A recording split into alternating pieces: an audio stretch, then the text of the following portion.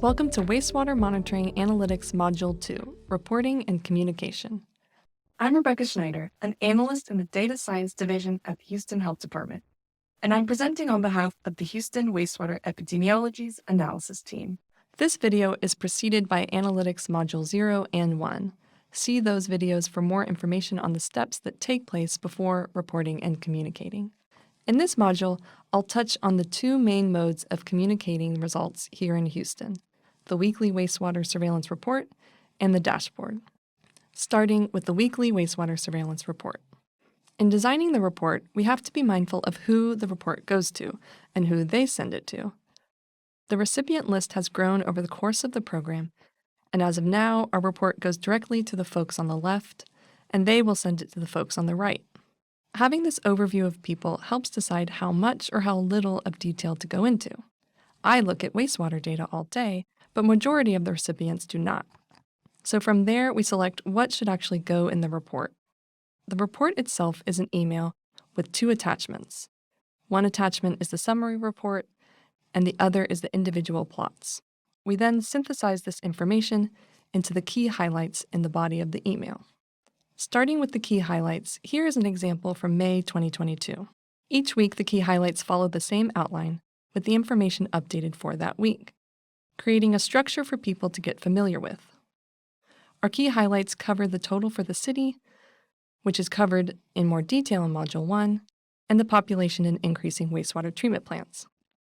Then it gives a more detailed look at the 6 largest wastewater treatment plants in the city, as their trend usually matches the trend for the city as a whole. Then it gives a count of the number of wastewater treatment plants with increasing, plateaued, or decreasing trend, followed by non-detect information and then zip code information. Lastly, the city total plot on the right is included in the email body. In the attached summary report, there are 7 main plots. The first 2, in order of appearance in the report, is the overall viral load compared to the 39 wastewater treatment plants on the left, and the overall viral load compared to the PCR positivity rate on the right. These plots are covered in more detail in Module 1. Next are the 2 heat maps.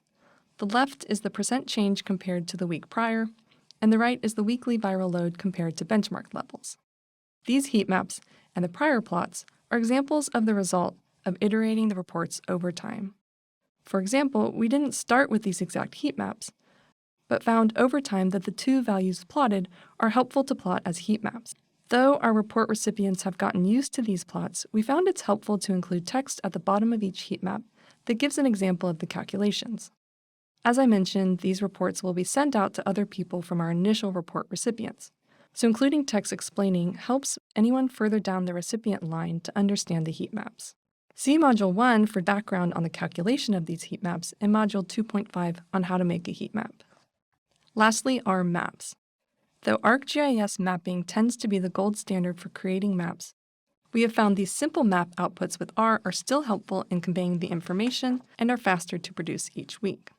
The left 2 plots are the benchmark levels as log 10 copies per day next to the current log 10 copies per day. These maps are each on a separate slide in the report, allowing for easy flipping between the 2, making comparison easier. And on the right are the log 10 copies per day for the last 4 weeks, giving an overview of the recent trend. The next attachment in the weekly wastewater surveillance report is the PowerPoint of individual plots for each wastewater treatment plant.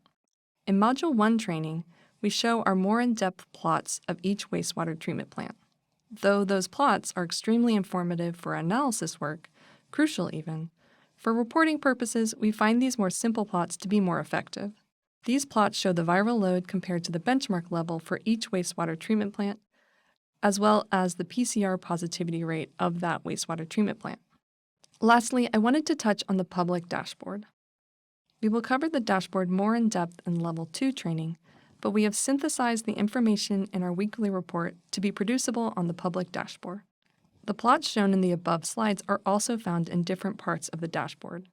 We found the way we are communicating the results in the weekly wastewater surveillance report are digestible by the public, and so have included them on the dashboard.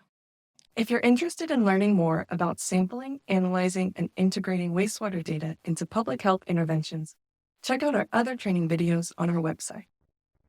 Support for this program was provided through a grant by the CDC. The Houston Wastewater Epidemiology team would like to thank you for viewing this training video.